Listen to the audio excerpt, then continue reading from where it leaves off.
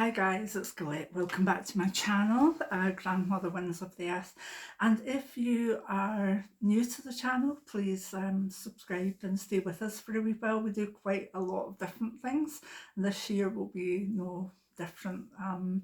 So today I thought I'd seen an awful lot of videos of 5 things I will not buy, intentional buying, part of minimalism stuff. Now, a lot of you know I try to live intentionally, which isn't that minimal because I've got too much stuff, but I have become more intentional as I've gone along with what I'm buying, what I'm donating, etc.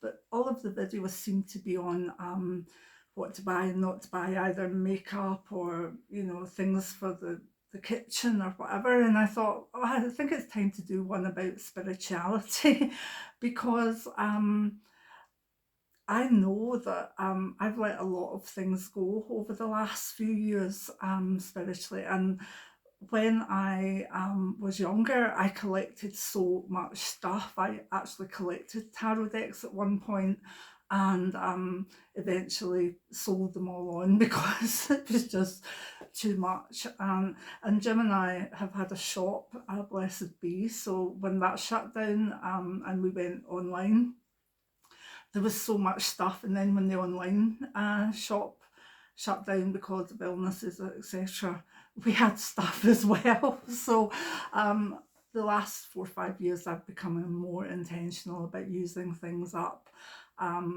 So I thought it was important that maybe I should do an intentional spiritual objects video, and I've got 5 things which I will not be buying in the spiritual realm in the year ahead. And I've also got 5 shoved on the end of which I will always buy because I can't say no, basically.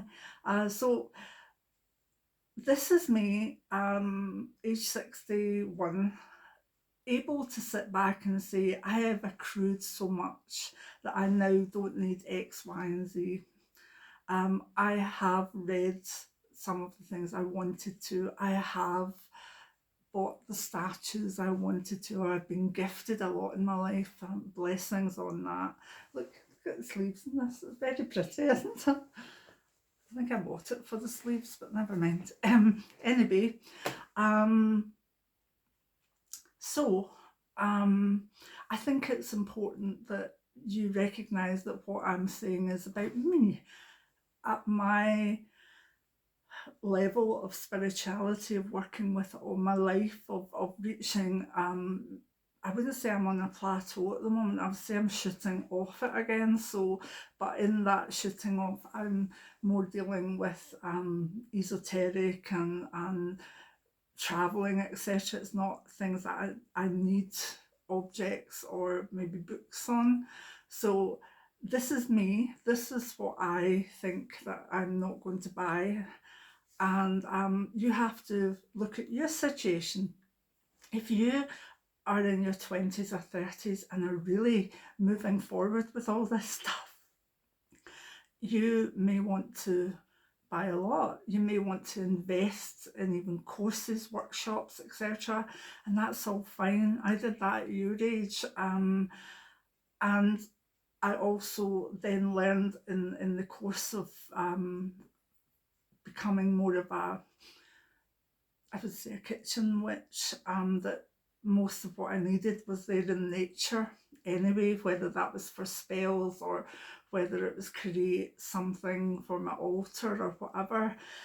So what I'm saying is, this is my perspective, but if you are feeling you need that crystal or this crystal or whatever, then please go ahead and just maybe be intentional.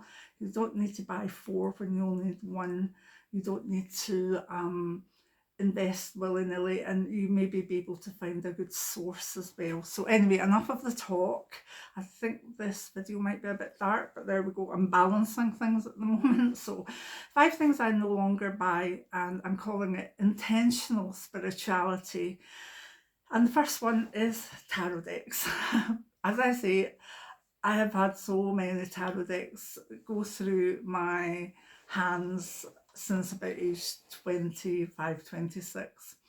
And some of them have been amazing and I've used for quite a long time. Some of them I've just loved the look of them, but not maybe connected with the symbolism that much. And I had fun because in having a shop, it was easy to, buy in decks, have a wee look at what you thought about them, and yeah, sometimes just have buy one for myself. But so I got to the stage where I had a vast knowledge of many, many, many of the decks that were out there, and that was great. That was lovely. But I still went back from about 1993, 94. I still went back to Rorig consistently. I did my readings with it. I did my magical work with it, and I definitely, it was me, and I was it in some way. I'd never had a deck that I felt so connected to. And those of you that have come for readings with me or whatever in the past will know that Rorig it just speaks to me. So I now have the Rorig deck, and I also my Old Norse tarot deck. And I think I've got the Shapeshifter deck, and I got a present last year of the steampunk deck, which I've looked through and I think it's lovely, but I don't know if I'll actually use it. Again, it's lovely to look at, to work at, to read the book that comes with it, to just enjoy the visuals, because it's a very, very beautiful deck. But I don't see it replacing Rodig for me, either magically or in my work. So I don't see myself buying another deck unless no, I don't. It would need to be something very special, or even a deck.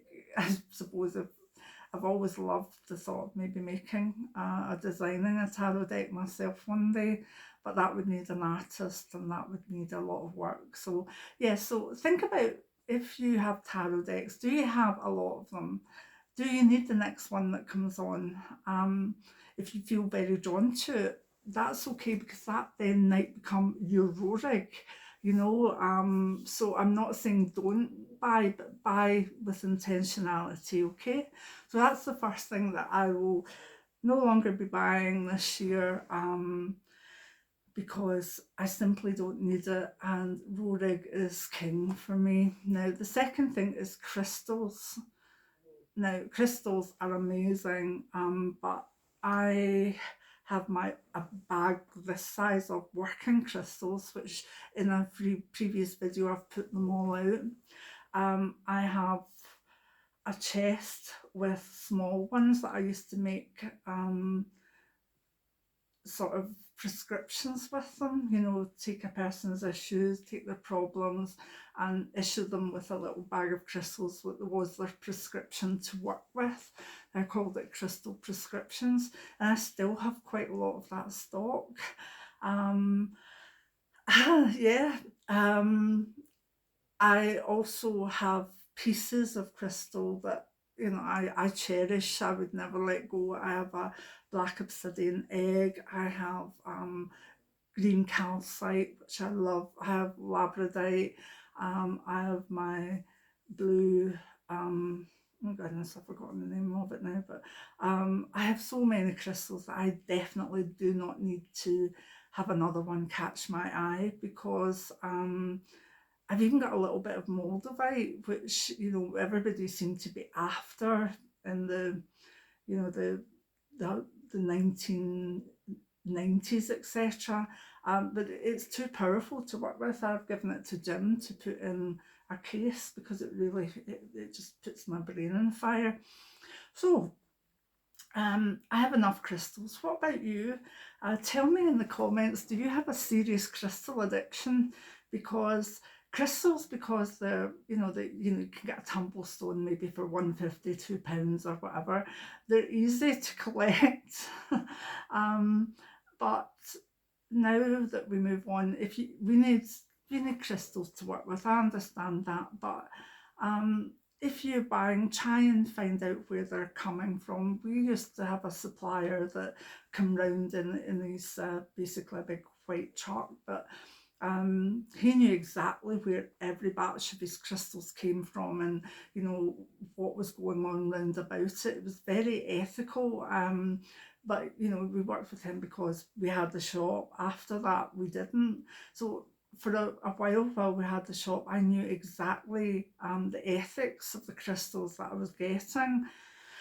I don't know. So I'm saying that I haven't bought crystals for quite a while because, again, I had quite a bit of stock, which I've just been using up in gifts or whatever, which is it's a nice thing to do. Why have them sitting there when I can gift them to someone special? So crystals. Let me know whether you have a big crystal collection or how you walk by a crystal that maybe just is another amethyst, but it's calling you. I know some of you have serious addictions here, I really do. Now, the third group I've kept different from tarot decks, but it could probably go in the same thing as sortilege, but oracle decks. Oracle decks can be beautiful, and they can be more gentle or just sometimes even a little bit more upbeat or playful than the tarot. And they're lovely, and I've had a few in my time. I've had like more earthy ones. I think it's the Earth Magic Oracle I've got just now. That's the only deck I've got. It's the only one that I've felt I wanted to keep, because some of the ones I had were very shamanic ones, a lot of them with animal totems on them, etc. And that's fine, but I've worked through these things. I know what each animal means. I know how to connect with that. I don't necessarily need an oracle deck to tell me, but oracle decks are worth their weight in gold if they get you to look at them and work with them, particularly if you look at the tarot and say, oh no, that looks too complex, I'll work with something in the lead up. So, but what I'm trying to say is they can get repetitive. Some of them carry the same symbology, as they should, but through and through and through, with just little change in visuals. Excuse me. So once you've settled on maybe one or two oracle decks that you really, really like and you really find talk to you, you don't really need any others. So I will stick with the oracle deck I've got. I do not need another one. Saying that, gifts are different. If anybody decides to gift me any of these things, I will take them in a way, because a gift's a gift, and sometimes you actually connect with the gifted things more than you do with some of the things you've bought. So number 4, spiritual based jewellery or statues. Now, this is quite a recent one. I wear quite a lot of silver jewellery, and the crystal pieces have been from the past, but I've just been more sea glass and silver, and that's been about it. I don't need any more. I've cut down so much. I've gifted so many things away that I hadn't worn for a while, and we have a charity shop that actually has really lovely jewellery and stuff in it, and people go there just to look at the stuff and buy it. So I offloaded so much there, and was glad to do it. So I now have some classic pieces of jewellery that I enjoy, and I don't need anything else. Now, in saying that, Jim gifted me a beautiful ring, which I've not got on. I've got my recycled silver ring for my Christmas, and it was it was aquamarine and zirconia, and it was a created ring. And I would like anybody to post information on how they feel the energy is between mind crystals and created crystals. That would be one I would want a whole conversation on if you want to in the comments, because I use created stones for some of my jewellery, but I use mind stones for working crystals. I think that my wedding ring actually, no, my engagement ring is actually, it looks like a diamond in the middle, but it's not. It's a very, very old aquamarine surrounded with some diamonds. Now, that actually was a very old-fashioned Victorian ring that was a bit beat up, and that aquamarine is about 120 years old now, and we got it made into this setting that I like, using the gold from the original ring as well. So this is probably it's one of a few rings that I've got that are, big gift rings that have gemstones in them that have been mined. But the likes of Christmases and stuff, now I'll get a cheaper kind of a fun ring, sometimes a bit bling, because I do like my bling, but it's mostly always created and it's much cheaper as well. But I'd like to know what you feel, if you're with me, that created can be for jewellery and for look, but not necessarily for the energy of the crystal. Although you might have another viewpoint on that and get created jewellery and feel the energy of it. I just don't as much, but there we go. So yeah, I mainly have built up over the years so much jewellery that was spiritual based. Now I have silver, I have a couple of Durga necklaces, and I have a silver Wheel of the Year. I think that's about it. Now, where the statues are concerned, I don't have much room for more statues. My last purchase was this wee Ganesh here, which I love. But again, the excuse for that was, the excuse for that was that my grandson broke a Ganesh statue, so I was able to replace it, and that's the way I've been working. That it was kind of one in, one out. I have an altar full of statues, and we have like Ganesh in the porch, and we have various things, so I don't need them. Yes, as gifts, amazing. What I tend to do is that I find great joy in is that any statues that become maybe a bit broken but still have their energy and they've been precious to me, what I do is I put them in the garden in pots. So we've got we've got roses outside in pots, and one's got a green man that's chipped in it. The other's got a Virgin Mary that my daughter gave me that's got something. The other one's got a magician with a hand missing. But from afar, always sees the lovely flowers and these lovely little quirky statues around the garden. I do enjoy that. So if you haven't thought of that, if you've got a statue that you love, but maybe it's chipped, it's got stuff going on in it that you feel you don't necessarily want to have out in your home, have a wee think about where you could place it in the garden. I always find coming across little quirky things like that adorable.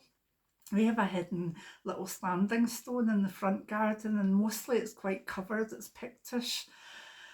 It was something that it was a replica that we bought from a stonemason, but I know that it gives me great pleasure when it kind of peeks out and it's covered in moss, and then I can clean it a wee bit. So think of your garden if you've got one, or your veranda, or in amongst plants. Just don't be daft like I did. I got good advice. I killed an air plant in a terrarium, and it was because I put selenite in with it, which basically made the whole environment too salty, and the plant died. So, and again, that was a bit of information I got on here. I'm taking forever with this, aren't I? Right, anyway, Number 5 is iconic and spiritual artworks. I have no room on my walls. Jim gave me a most beautiful, I'm looking this up there, the most beautiful print of Saraswati. Um, Very, very beautiful. I'll take a photo of it and put it up in the community tab, because that's where I talk a lot, and that's where I post if I've put a blog up on the coffee site. Um, and please go and have a wee look at my coffee place. It's got so much in it now, a lot of it for free, and a lot of things that I want to build up a connection there as well. So if you are subscribed to me here, if you would become maybe a follower over there, there'll be lots happening over there that I think you'll like. And it's quite private over there. I can do private messaging and everything and talk to you more. And I do like that. Thank you to everybody that's been supporting me through the coffees. They really are very, very acceptable. So thank you. So anyway, we've had friends that have been very arty. Jim has been very arty. There's been some works that I've collected over the years that, things to do with my city, Glasgow. A beautiful painting called Sodadi by Saraband, which I got a print, but to my absolute delight, a friend bought me it for Christmas, which was amazing. I just could not believe it. I'd wanted the print of this for so long, and my friend bought me the actual original painting, and it's stunning. But there was one space left for that in the wall. There was a space left that we deliberately left. I didn't know what it was for, but actually ended up being for the Saraband sort of original. So anyway, to get the Saraswati up, I had to move my Pharmaceutical Society membership ones and the founding membership ones, and well done, you've been with us 39 years ones. And it's crazy, I just have no more room. So as I say, if a gift comes in and we love it, then it's going to have to be one in, one out, because it's getting a wee bit crucial here, to say the least. So, do you have a lot of artwork that's spiritual? Maybe of goddesses, of gods, of Jesus, that I'm taking in, like artwork. Even things that are made, like we have a big sculpture of well, it was actually a tree from Malaysia that the person put metal round that made it for us, and it's a candle holder. It's huge. And we'll keep that forever. And that was a wedding gift to Jim and I. And we've got, as I say, other forms of art that are not necessarily for the walls, but there has to be a time where we give up. So yeah, let me know about you if you are into art. Sorry that it's getting very dark at the moment. Right, so things I would buy as an intentional consumer. One, spiritual books, whether that's Kindles or the real McCoy, because books are books. We all keep learning, don't we? What I would do is be more intentional. I would definitely go for one that I had wanted, or that I knew the author, or it was about something specific even that I was studying myself. So at the moment I'm reading Women Who Run with the Wolves, which I first read when it came out in the 90s. Didn't connect with it much then, but I'm rereading it, and oh my goodness, it's amazing. So yeah, books and ebooks, yeah, but just be a wee bit discerning with them. Another thing that I would always buy as an intentional consumer spiritually is incense. But I'm fine with that. I just buy Yag Sampa. I've been reading about Baba Yaga, the Eastern European goddess, crone energy at the moment. So what I meant to say is not Baba Yaga, it's Nag Champa that I buy a 12 pack at a time, and that does me for quite a long while. The other thing I would buy is smudge sticks. Now, I've called Annie, Nelly. Annie, stop for a moment. There'll be a minute. Right, so smudge sticks. I like Californian white sage. It's the best to me. It does its job. I've tried drying my own sage. I've tried mugwort. I've tried lavender. I've actually nearly set my altar on fire with lavender that I hadn't batched together enough. So yeah, smudge sticks, but very much sage. And I actually buy it loose, which lasts so much longer, and I normally get it from the States. Essential oils I need because I put them in everything. And music, I like spiritual uplifting or gentle music, Sacred Spirit, Enigma, stuff like that. So yeah, I'm always going to do that. So I have a wee doggy here that looks as though she's needing out, so I better go and open the door for her. But let me know if you agree with these, and let me know if you have a problem with some of them, and see if you agree with me or not. Let me know what you think about the crystal situation. So let's get chatting below. I'm glad that any new people are here, and I'm glad that the oldies have stayed. Many blessings now. Bye.